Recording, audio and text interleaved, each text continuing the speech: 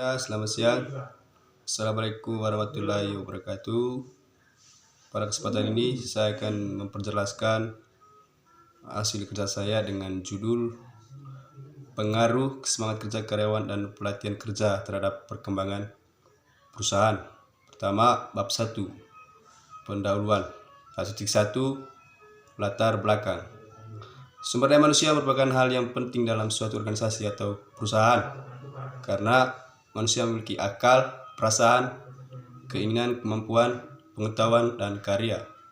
Semua potensi sumber daya manusia tersebut sangat berpengaruh terhadap upaya organisasi dalam pencapaian tujuannya.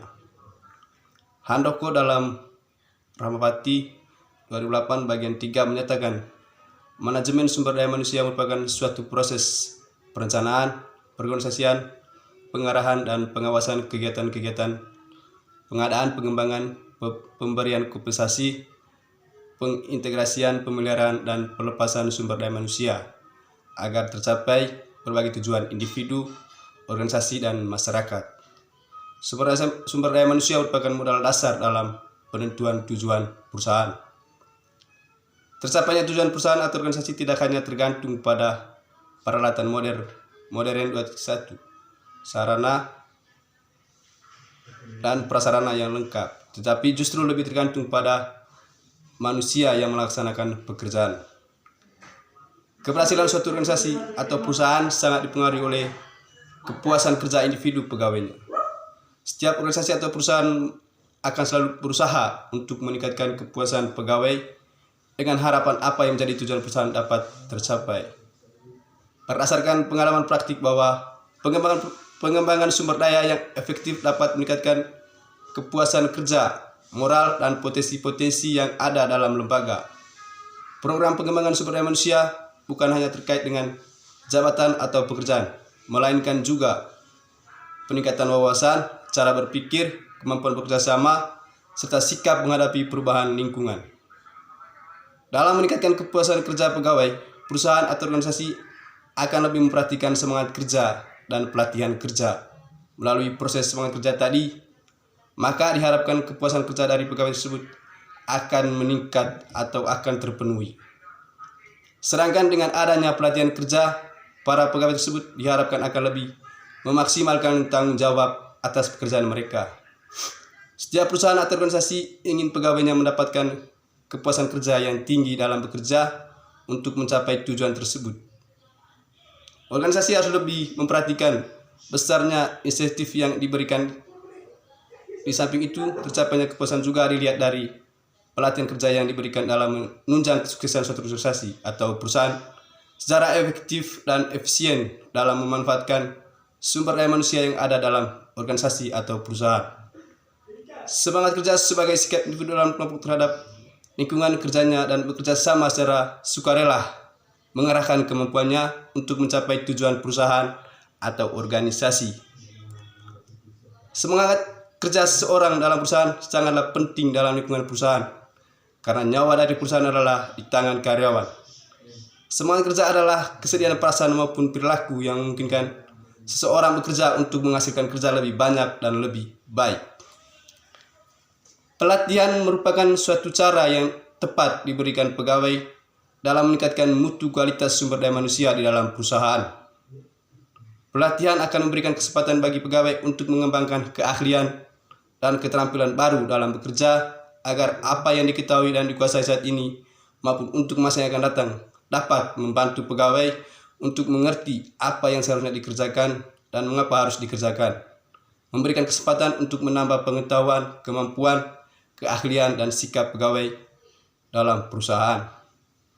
Dalam meningkatkan kepuasan kerja pegawai, salah satu hal yang perlu ditingkatkan adalah pelatihan yang baik.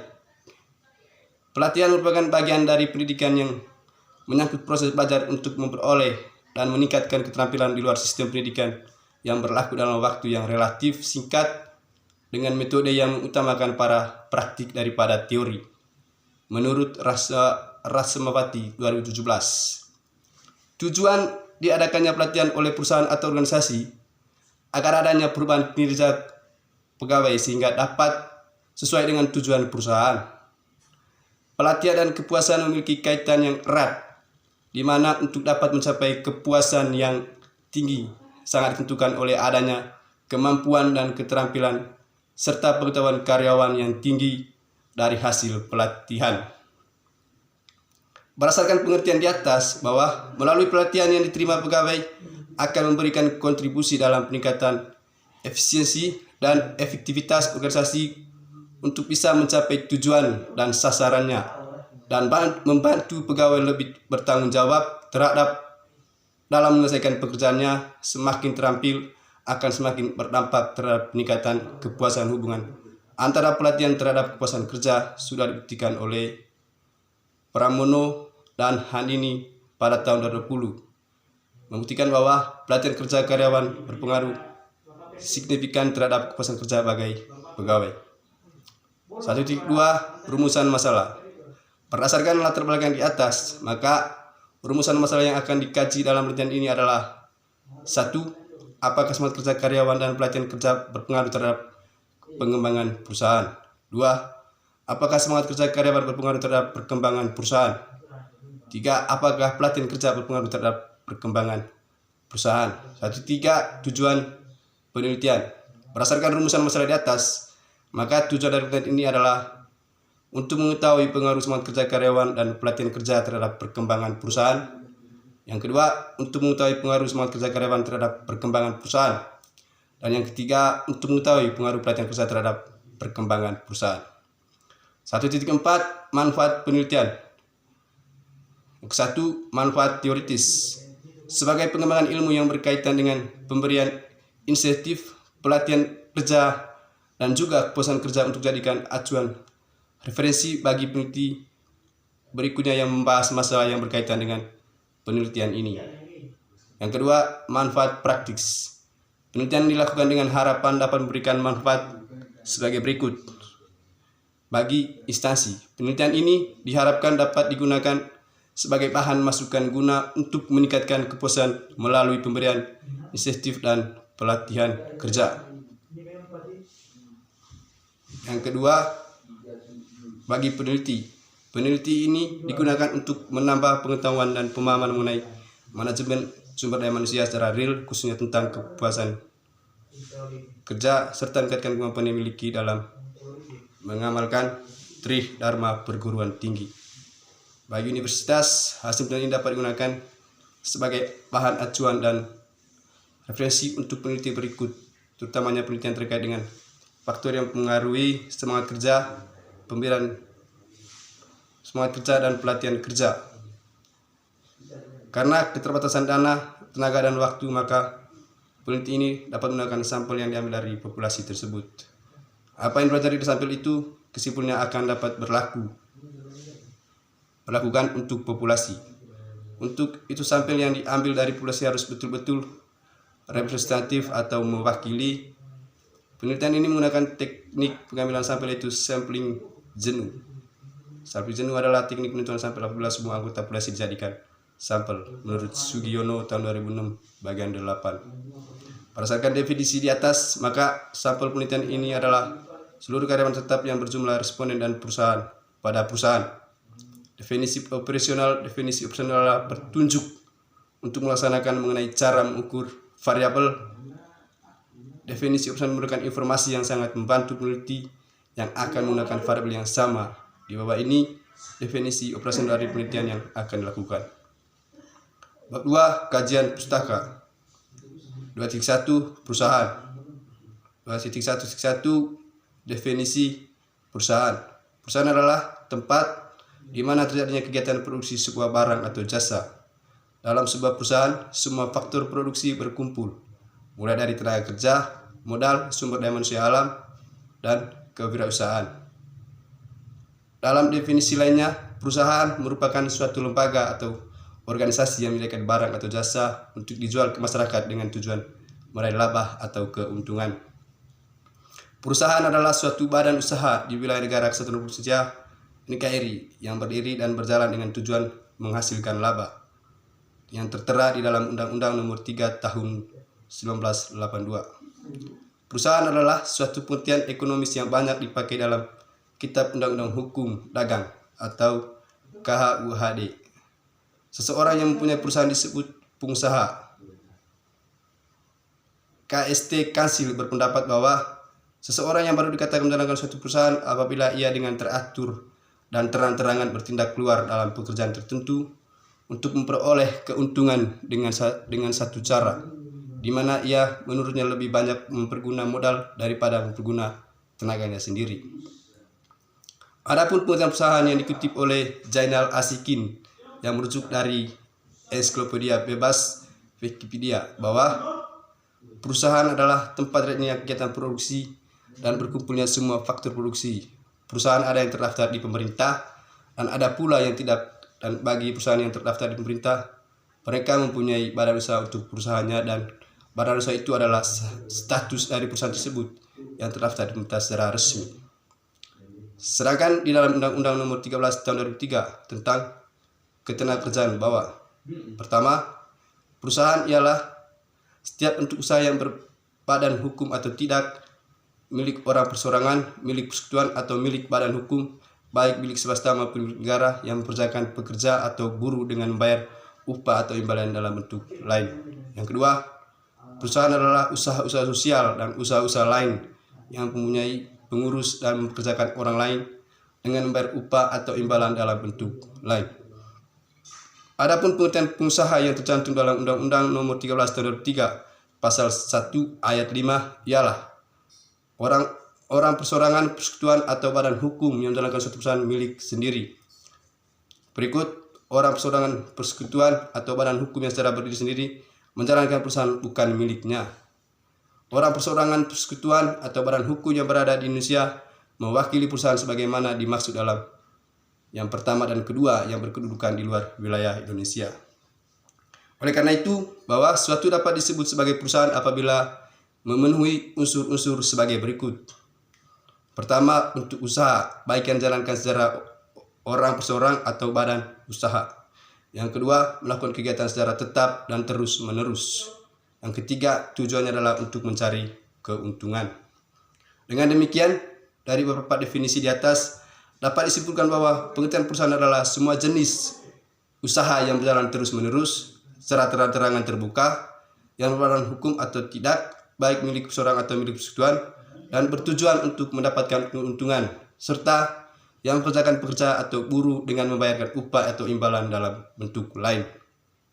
2.12 Macam-macam perusahaan. Menurut Sindawati, perusahaan itu terdiri dari dua macam, yaitu perusahaan swasta dan perusahaan negara. Perusahaan swasta ialah perusahaan yang modal seluruhnya dimiliki oleh swasta dan tidak ada campur tangan pemerintah. Adapun perusahaan swasta ialah sebagai berikut: perusahaan swasta nasional, perusahaan swasta asing, perusahaan swasta campuran, perusahaan negara.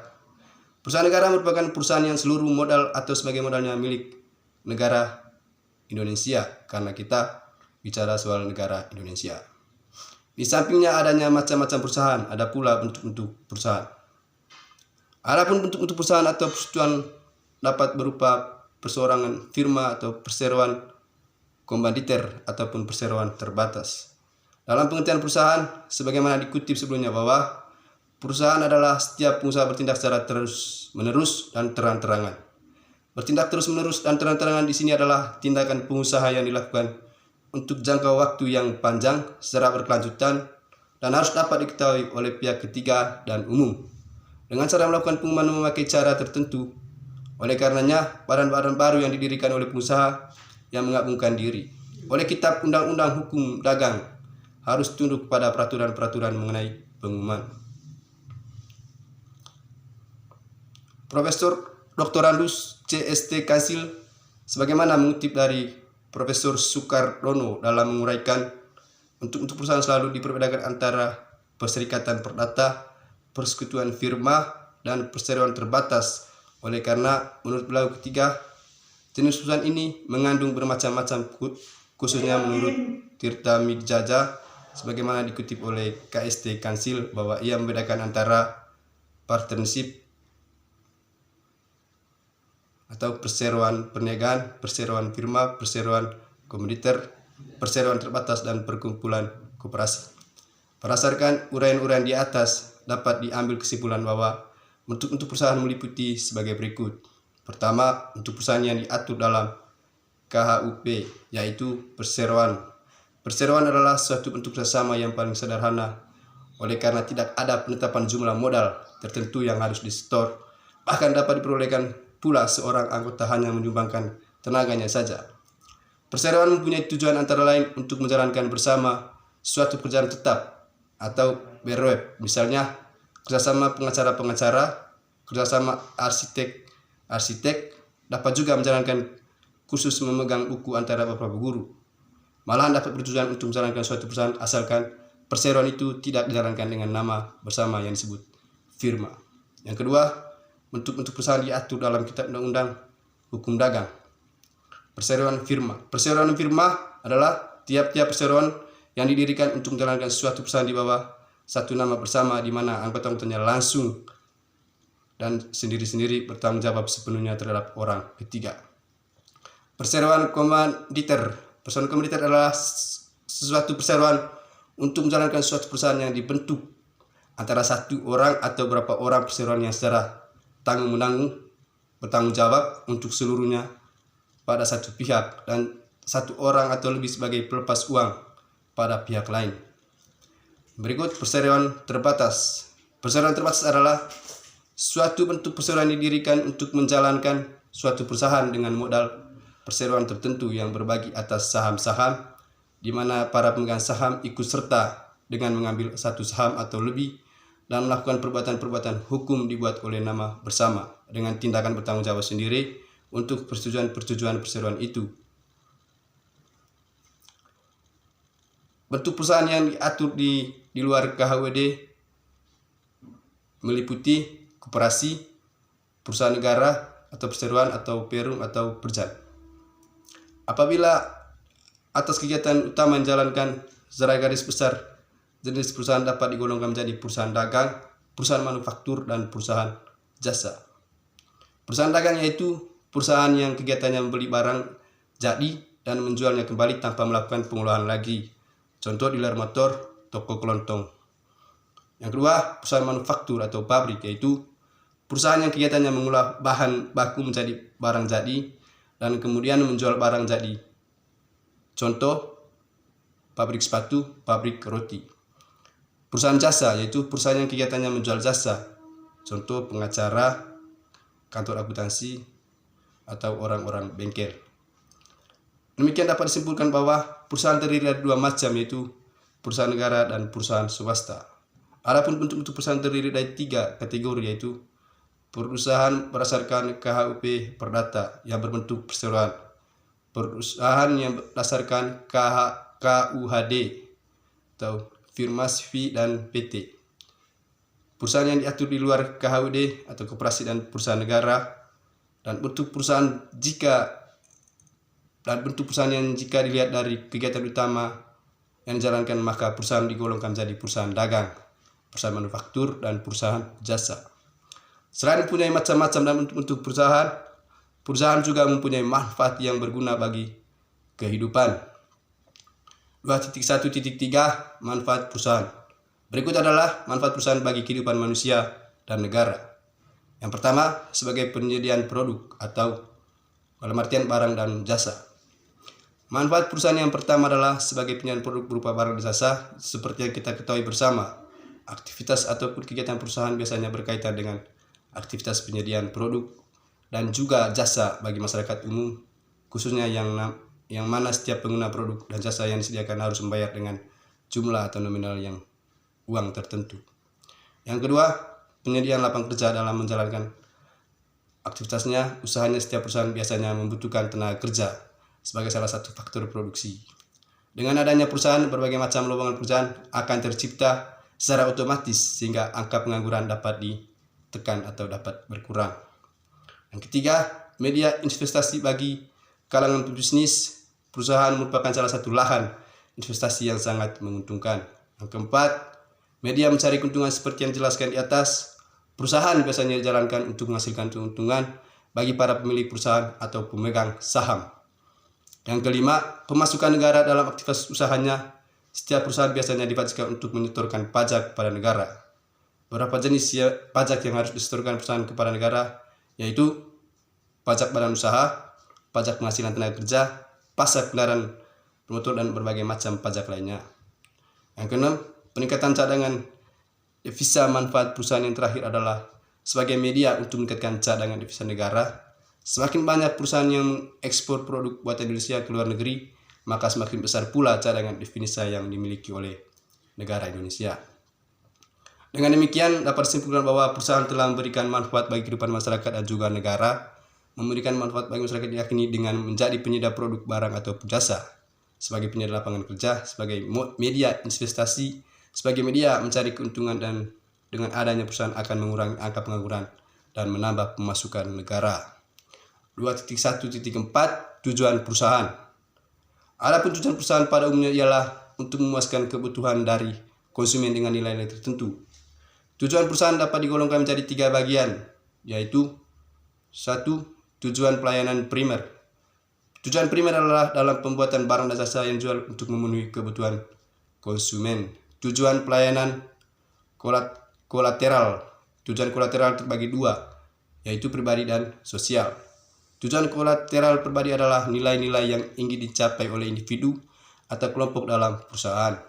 Tujuan kolateral sosial adalah nilai-nilai ekonomi yang lebih luas atau umum yang diperlukan bagi kesejahteraan masyarakat dan yang dapat secara langsung dihasilkan dari kegiatan perusahaan. Yang ketiga, tujuan pelayanan sekunder. Tujuan pelayanan ini merupakan nilai-nilai yang diperlukan oleh perusahaan untuk mencapai tujuan primer, namun secara umum dapat berupa mencapai keuntungan maksimal, mempertahankan kelangsungan hidup, mengejar pertumbuhan, menampung tenaga kerja. Dengan demikian, dapat disimpulkan bahwa perusahaan bertujuan untuk melakukan pelayanan untuk masyarakat selaku konsumen, yang dengan hal itu akan mengakibatkan timbulnya keuntungan bagi perusahaan yang telah melakukan distribusi atau produk barang ataupun jasa dari perusahaan. 2.2 Pengertian semangat kerja. Pengertian semangat kerja adalah sikap mental dari individu atau kelompok yang menunjukkan kegairahan untuk melaksanakan pekerjaannya, sehingga mendorong untuk mampu bekerjasama dan dapat menyelesaikan tugas tepat pada waktunya dengan rasa tanggung jawab terhadap pekerjaannya yang dibebankan kepadanya. Untuk membahas tentang semangat kerja, maka ada banyak para ahli memberikan definisi semangat kerja dari sudut pandang yang berbeda. Semangat kerja adalah keinginan dan kesungguhan seseorang mengerjakan dengan baik serta berdisiplin untuk mencapai prestasi kerja yang maksimal, menurut Hasibuan pada tahun 2008 halaman 152. Semangat kerja adalah kemampuan sekelompok orang-orang untuk bekerjasama dengan giat dan konsekuen dalam mengejar tujuan bersama, menurut Tohardi tahun 2008 halaman 427. Dari beberapa pendapat tersebut di atas dapat dikatakan bahwa pada dasarnya semangat kerja merupakan suatu keadaan yang timbul dari diri individu atau seorang yang menyebabkan seseorang atau manusia tersebut dapat melakukan pekerjaan dalam suasana senang sehingga bekerja dengan giat, cepat, dan lebih baik.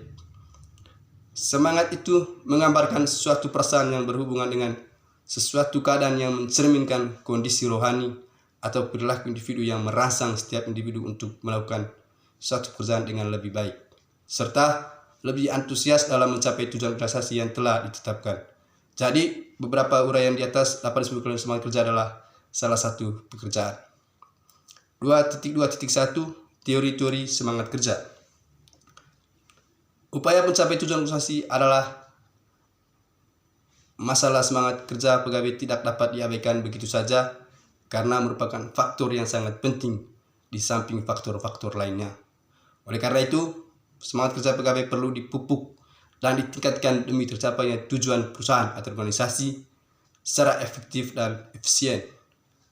Leiden dalam Mekijat pada tahun 1997 menyatakan bahwa semangat atau motif kerja adalah kemampuan sekelompok orang untuk bersama dengan giat dan konsekuen dalam mengejar tujuan bersama.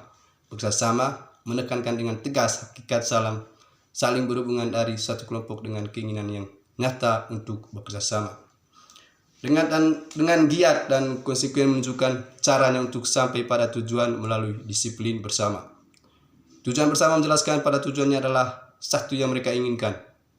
Pendapat di atas mempunyai maksud bahwa semangat kerja merupakan sifat kejiwaan dan seorang untuk bersama dengan giat dan konsekuen dalam mencapai tujuan bersama untuk tujuan organisasi atau perusahaan. Keberhasilan dalam proses kerja untuk mencapai tujuan yang telah ditetapkan sangat dipengaruhi oleh suasana di antara orang-orang yang melakukan perusahaan itu. Apabila terdapat semangat kerja di antara karyawan, dapat diharapkan tugas pekerjaan yang diberikan pada mereka akan dilakukan lebih cepat dan baik.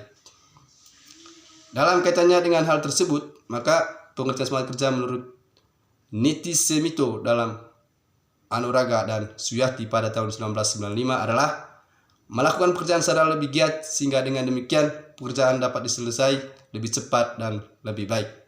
Berdasarkan pendapat di atas, pengertian semangat kerja lebih ditekankan sebagai sesuatu yang positif, sesuatu yang baik sehingga mampu memberikan sumbangan terhadap pekerjaan dalam artian lebih cepat lebih baik. Pengertian tentang semangat yaitu sikap kejiwaan dan perasaan individu maupun kelompok dalam pekerjaannya yang sikap kejiwaan dan peranan individu tercermin dengan adanya minat, gairah bekerja secara lebih giat terhadap pekerjaan dilakukan. Sedangkan sikap kelompok dicerminkan dengan adanya hubungan-hubungan kerja di antara mereka dalam setiap kerjasama. 2.1.3 Indikator semangat kerja. Semangat kerja tidak selalu ada di dalam diri karyawan. Terkadang semangat kerja dapat pula menurun. Indikasi-indikasi menurunnya semangat kerja selalu ada dan memang secara umum dapat terjadi. Menurut Nitisemito yang dikutip kembali oleh Tohardi 2008 bagian 431. Indikasi-indikasi menurunnya semangat kerja karyawan tersebut antara lain sebagai berikut. Rendahnya produktivitas kerja. Menurutnya produktivitas dapat terjadi karena kemalasan, menunda pekerjaan, dan sebagainya. Bila terjadi penurunan produktivitas, maka hal ini berarti indikasi dalam kerja tersebut telah terjadi penurunan semangat kerja. Kedua, tingkat absensi yang naik dan tinggi pada umumnya. Bila semangat kerja menurun, maka karyawan dianggap dirasa malas untuk bekerja. Apabila kompensasi atau upah yang diterima tidak dikenakan potongan saat mereka tidak masuk kerja, dengan demikian dapat menentukan pengguna waktu luang untuk mendapatkan penghasilan yang lebih tinggi meski hanya untuk sementara. Tingkat perpindahan karyawan yang tinggi. Keluar masuk karyawan yang meningkat terutama disebabkan karyawan mengalami ketidaksenangan saat mereka bekerja, sehingga mereka berniat bahkan untuk mencari tempat kerja lain yang lebih sesuai dengan alasan mencari kenyamanan dalam kerja. Manajer harus waspada terhadap gejala-gejala seperti ini. Berikut tingkat kerusakan yang tingkatnya kerusakan sebenarnya menunjukkan bahwa perhatian dalam pekerjaan berkurang. Selain itu dapat juga terjadi kecerobohan dalam pekerjaan dan sebagainya. Dengan naiknya tingkat kerusakan merupakan indikasi yang cukup kuat bahwa semangat kerja telah menurun. Kegelisahan di mana-mana. Kegelisahan tersebut dapat bentuk ketidaktenangan dalam bekerja, keluh kesah serta hal-hal lain. Terusiknya kenyamanan karyawan memungkinkan akan berkelanjutan pada perilaku yang dapat merugikan organisasi itu sendiri. 2.3 Pengertian pelatihan. Pelatihan adalah proses secara sistematis mengubah tingkah laku pegawai untuk mencapai tujuan organisasi atau perusahaan. Pelatihan berkaitan dengan keahlian dan kemampuan pegawai untuk membantu pegawai untuk mencapai keahlian atau kemampuan tertentu agar berhasil dalam melaksanakan pekerjaannya. Menurut Soekidjo Notoatmojo, pelatihan merupakan upaya untuk mengembangkan sumber daya manusia, terutama untuk mengembangkan kemampuan intelektual dan kepribadian manusia. Menurut Andrew Esikola, pelatihan adalah suatu proses pendidikan jangka pendek memanfaatkan prosedur yang sistematis dan terorganisir, di mana personil manajerial mempelajari kemampuan dan pengetahuan teknis untuk tujuan umum. Menurut Melayu SP Hasibuan bahwa pelatihan merupakan suatu usaha peningkatan pengetahuan dan keahlian seorang karyawan untuk mengerjakan suatu pekerjaan tertentu. Berdasarkan 3 definisi tersebut, maka dapat dipahami bahwa Pelatihan kerja merupakan suatu pembelajaran jangka pendek untuk mengembangkan sumber daya manusia yang berkualitas, meningkatkan pengetahuan dan keahlian seorang pegawai di dalam instansi atau organisasi atau perusahaan. Karena semakin lama pelatihan kerja dilakukan, maka karyawan akan semakin mengerti akan pekerjaan yang harus dilakukan dan akan semakin meningkat kinerja. Kerja sebagai suatu upaya untuk meningkatkan kemakmuran hidup, untuk mencapai kehidupan yang baik, dan manusia dituntut untuk bekerja keras dan memiliki kinerja yang baik. Karena mustahil manusia ingin mendapatkan hidup yang layak tetapi tidak bekerja dan berusaha. 2.3.1 Kebutuhan pelatihan. Pelatihan akan berhasil jika proses mengisi kebutuhan pelatihan yang benar. Pada dasarnya, kebutuhan itu adalah untuk memenuhi kekurangan kader yang bervariasi. Kebutuhan dapat digolongkan menjadi: pertama, kebutuhan memenuhi tuntutan sekarang. Kebutuhan ini biasanya dapat dikenali dan prestasi karyawannya yang tidak sesuai dengan standar hasil kerja yang dituntut pada jabatan itu. Meskipun tidak selalu penyimpangan ini dapat dipecah dengan pelatihan. Yang kedua, memenuhi kebutuhan tuntutan jabatan lainnya. Pada tingkat hierarki manapun dalam perusahaan sering dilakukan rotasi jabatan. Alasannya bermacam-macam. Ada yang menyebutnya untuk mengatasi kejenuhan, dan ada juga yang menyebutnya untuk membentuk orang generalis. Seorang manajer keuangan sebelum dipromosikan menjadi general manager tentunya perlu melewati jabatan fungsional lainnya. Yang ketiga, untuk memenuhi tuntutan perubahan baik inter atau perubahan sistem struktur organisasi maupun eksternal atau perubahan teknologi, perubahan orientasi bisnis perusahaan sering memerlukan adanya tambahan pengetahuan baru. Meskipun pada saat ini tidak ada persoalan antara kemampuan orangnya dengan tuntutan jabatannya, tetapi dalam rangka menghadapi perubahan di atas dapat diantisipasi dengan adanya pelatihan yang bersifat potensial. 2.3.2 Prinsip pelatihan. Prinsip pelatihan di sini digunakan sebagai pedoman untuk proses dari pelatihan kepada karyawan agar berjalan lebih efektif. Menurut Handoko 2008 bagian 109, prinsip-prinsip belajar adalah pelatihan adalah program pelatihan bersifat partisipatif, relevan, pengulangan atau repetisi, dan pemindahan, serta memberikan umpan balik mengenai kemajuan para peserta latihan. Semakin terpenuhnya prinsip tersebut, dalam latihan akan semakin efektif. 2.3.3 Tujuan pelatihan. Sebelum menyelenggarakan pelatihan, perusahaan akan menjelaskan tujuan-tujuan dari pelaksanaan pelatihan itu sendiri. Menurut Shimamura pada tahun 1999 halaman 396, tujuan utama pelatihan diantaranya adalah memperbaiki kinerja. Yang kedua, memutakhirkan keahlian para karyawan sejalan dengan kemajuan teknologi, mengurangi waktu belajar bagi karyawan baru supaya menjadi kompeten dalam bekerja, membantu memecahkan permasalahan operasional, mempersiapkan karyawan untuk promosi, mengorientasikan karyawan terhadap organisasi, memenuhi kebutuhan-kebutuhan pertumbuhan pribadi. Berikut manfaat pelatihan. Terdapat beberapa manfaat dari pelatihan strategis. Pertama, pelatihan strategis memungkinkan profesional sumber daya manusia dan pelatihan untuk terlibat secara dekat dengan bisnis, bekerjasama dengan manajer untuk membantu memecahkan masalah-masalah mereka, dan memberikan kontribusi yang signifikan pada hasil-hasil organisasional. Pelatihan strategis juga dapat mencegah profesional sumber daya manusia dan para pelatih untuk mengajar jenis-jenis alat pelatihan bersifat coba, terhebat, atau terbaru. Di samping itu, sebuah pola pikir pelatihan strategis juga mengurangi kemungkinan cara berpikir bahwa pelatihan dapat memecahkan sebagian besar masalah, memberikan kerja atau organisasional. Seperti dalam situasi sebelumnya, manajer pemasaran percaya bahwa para karyawan memerlukan pelatihan keterampilan komunikasi yang tegas adalah hal yang biasa terhadap masalah dengan mengatakan, saya membutuhkan sebuah program pelatihan dengan sebuah fokus pelatihan strategis. Tanggapannya mungkin pendekatan pelatihan atau non-pelatihan yang dapat memecahkan masalah kinerja. Ada beberapa manfaat dari program pelatihan, diantaranya adalah meningkatkan kualitas dan kuantitas produktivitas, waktu belajar yang diperlukan karyawan untuk mencapai standar kerja yang dapat diterima, membentukkan sikap, loyalitas, dan kerjasama yang lebih menguntungkan. Memenuhi kebutuhan perencanaan sumber daya manusia, mengurangi frekuensi dan biaya kecelakaan kerja, membantu karyawan dalam meningkatkan dan mengembangkan pribadi mereka. 2.4 Tujuan empiris. Referensi perbandingan dalam penelitian ini berkaitan dengan pengaruh semangat kerja karyawan dan pelatihan kerja terhadap perkembangan perusahaan, diantaranya dibukukan oleh peneliti terdahulu.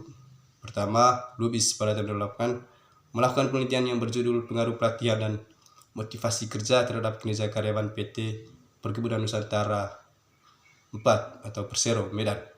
Dapat disimpulkan sebagai berikut. Pengaruh pelatihan dan motivasi kerja berpengaruh signifikan terhadap kinerja karyawan PT Perkebunan Nusantara 4 atau Persero, Medan yang selama ini mampu meningkatkan kinerja. Di samping itu, motivasi yang diberikan oleh pimpinan atau perusahaan juga memiliki peran penting untuk meningkatkan semangat kerja dan komitmen karyawan terhadap perusahaan yang akhirnya juga berhasil meningkatkan kinerja karyawan. Variabel yang digunakan dalam penelitian ini adalah pelatihan X1, motivasi X2, dan kinerja karyawan Y. Yang kedua, Amalia pada tahun 2010. Penelitian ini melakukan penelitian yang berjudul Analisis Evaluasi Efektivitas Program Pelatihan pada studi karyawan unit produksi PT Petrokimia Gresik. Dapat disimpulkan sebagai berikut. Menurut persepsi karyawan unit produksi PT Petrokimia Gresik bahwa pelatihan telah diselenggarakan adalah sangat efektif. Yang ketiga, Hidayah pada tahun 2008. Peneliti melakukan penelitian yang berjudul Pelaksanaan Training dalam Meningkatkan Kerja Karyawan. Studi kasus pada Civic Gama Indonesia, Kalpataru, Malang. Dapat disimpulkan bahwa training yang diterapkan di Civic Gama adalah off the zone training. Adapun metode yang diterapkan yaitu experiential learning atau belajar melalui pengalaman. Karena dengan belajar dari sebuah pengalaman jadikan sarana yang menyenangkan dengan diterapkan outbound training kinerja karyawan menjadi lebih baik. Hal ini dapat dilihat dari dimensi kerja yang yaitu kemampuan untuk keterampilan karyawan, semangat kerja karyawan, dan kelancaran pekerjaan karyawan. Tabel penelitian terlalu persamaan dan perbedaan yang relevan. Yang pertama, penelitian oleh Lubis pada tahun 2008 yang berjudul Pengaruh Pelatihan dan Motivasi Kerja terhadap Kerja Karyawan PT Perkebunan Nusantara 4 Persero, Medan. Persamaannya sama-sama meneliti pelatihan dan kerja karyawan. Perbedaannya motivasi kerja. Yang kedua, penelitian oleh Amelia 2010 yang berjudul Evaluasi Efektivitas Program Pelatihan. Studi pada karyawan unit produksi PT Petrokimia Gresik. Persamaan sama-sama meneliti pelatihan, perbedaan kompensasi. Yang ketiga, penelitian oleh Hidayah pada tahun 2008 dengan judul Pelaksanaan Training dalam Meningkatkan Kinerja Karyawan. Studi kasus pada Civic Gama Indonesia, Kalpataru, Malang. Persamaan sama-sama meneliti pelatihan dan meningkat kerja karyawan. Perbedaan peneliti ini menggunakan variabel kinerja karyawan. 2.4 Hubungan antar variabel. Hubungan antara semangat kerja karyawan dan pelatihan. Semangat kerja merupakan satu dasar yang dimiliki karyawan agar bisa bekerja dengan benar dalam mencapai tujuan-tujuan perusahaan. Semangat kerja merupakan pemberian jasa karyawan terhadap perusahaan sebagai tanggung jawab karyawan terhadap perusahaan. Pelatihan pada dasarnya merupakan upaya membekali seorang dengan pengetahuan dan keterampilan sehingga seseorang memiliki kemampuan dalam melaksanakan tugas aktivitas perusahaan sehari-hari. Pelatihan merupakan proses pendidikan yang jangka pendek di mana seseorang mendapatkan tambahan kemampuan dan keterampilan kerja karyawan dalam menjalankan pekerjaannya agar dapat meningkatkan kemampuan untuk mencapai tujuan bersama. Hubungan antara variabel semangat kerja dan pelatihan kerja sudah dibuktikan oleh Hidayah pada tahun 2008. Dalam penelitiannya tekan bahwa dalam melaksanakan pelatihan kerja mempunyai pengaruh besar terhadap semangat kerja. Dengan melakukan pelatihan kerja karyawan semangat akan menjalankan tugas dikarenakan kemampuan dan keterampilan sangat tinggi dan karyawan tidak akan pernah takut akan salah dalam menjalankan tugas ataupun tanggung jawabnya dalam perusahaan. 2.4.2 Hubungan antara semangat kerja dan perkembangan perusahaan. Tujuan setiap perusahaan pada umumnya adalah untuk mencapai tingkat profitabilitas tinggi dan diharapkan untuk dapat memperoleh perusahaan yang sukses. Untuk memperoleh perusahaan yang sukses, maka semangat kerja karyawan yang dimiliki oleh karyawan harus baik pula, dan hal ini akan terjadi apabila perusahaan memberikan fasilitas yang lengkap terhadap karyawan. Ya, 2.4.3 hubungan antara pelatihan kerja dan perkembangan perusahaan. Dalam pengelolaan sumber daya manusia, karyawan dituntut untuk melakukan pelatihan kerja di mana akan memberikan kesempatan kepada karyawan untuk mengembangkan pengetahuan, kemampuan dan keterampilan dalam bekerja agar bisa menguasai untuk mengerti apa yang dikerjakan dan mengapa harus dikerjakan. Seperti yang kita ketahui, pelatihan kerja merupakan kegiatan perusahaan dengan tujuan dapat memperbaiki dan mengembangkan sikap, tingkah laku, dan pengetahuan karyawan sesuai keinginan perusahaan bersangkutan. Apabila karyawan telah dilatih, maka mereka akan memiliki kemampuan dan keterampilan yang lebih baik sehingga mampu bekerja lebih efektif dan efisien dan berguna bagi perkembangan perusahaan pula. 5. Kerangka konseptual. Dari tabel di atas sudah menjelaskan bahwa penelitian ini mengetahui kerangka konsep pengaruh semangat kerja karyawan, pelatihan karyawan terhadap perkembangan perusahaan.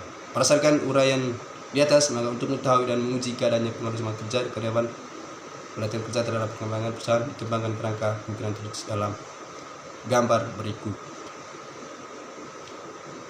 Semangat kerja 2 pada tahun 2022 berhubungan dengan perkembangan perusahaan pada Badudu 2001. Pelatihan kerja Arifudin pada 2012 berhubungan dengan perkembangan perusahaan Badudu 2001. Saya harap bisa sesuai dengan tabel. 2.6 Hipotesis. Hipotesis adalah jawaban atau dugaan sementara yang harus diuji kebenaran komernya pada tahun 2012.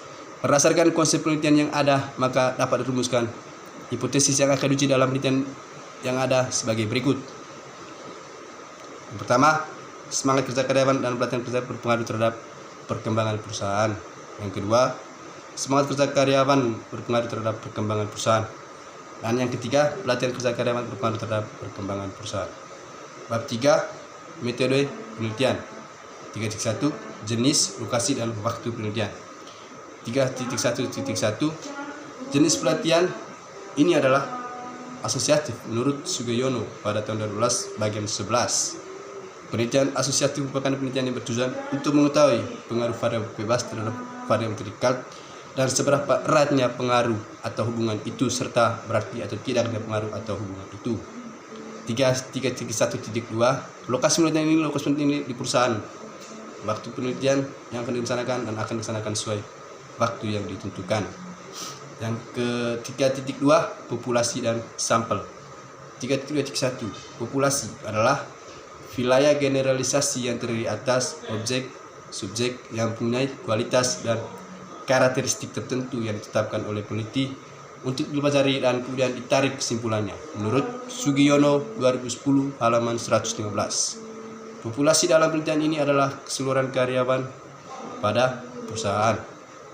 3.2.2 sampel menurut Sugiono 2014 halaman 120 adalah bagian dari jumlah dan karakteristik yang dimiliki oleh populasi tersebut. Bila populasi besar dan penelitian tidak mungkin mempelajari semua yang ada pada populasi, misalnya karena keterbatasan dana, tenaga, dan waktu, maka penelitian dapat menggunakan sampel yang diambil dari populasi tersebut. Apa yang dipelajari dari sampel itu, kesimpulannya akan diberlaku untuk populasi. Untuk itu, sampel yang diambil dari populasi harus betul-betul representatif atau mewakili. Penelitian ini menggunakan teknik pengambilan sampel yaitu sampling jenuh. Sampling jenuh adalah teknik penentuan sampel apabila semua anggota populasi dijadikan sampel. Menurut Sugiono 2006 bagian 8 atau halaman 8. Berdasarkan definisi di atas, maka sampel dalam penelitian ini adalah seluruh karyawan tetap yang berjumlah disponible pada perusahaan. Definisi operasional adalah petunjuk untuk melaksanakan mengenai cara mengukur variabel. Definisi operasional merupakan informasi yang sangat membantu penelitian yang akan menggunakan variabel yang sama. Di bawah ini definisi operasional dari penelitian yang akan dilakukan. Oke, baik, terima kasih. Itu tadi pemaparan dari hasil kerja saya.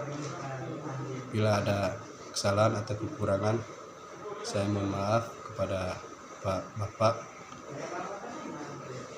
Saya minta pengertian dari Bapak bila ada kesalahan dalam mengerjakan tugas kami. Mungkin itu saja dari saya. Saya akhiri. Assalamualaikum warahmatullahi wabarakatuh. Selamat siang. Salam. Om Swastiastu, Namo Buddhaya. Rahayu. Salam kebajikan. Terima kasih.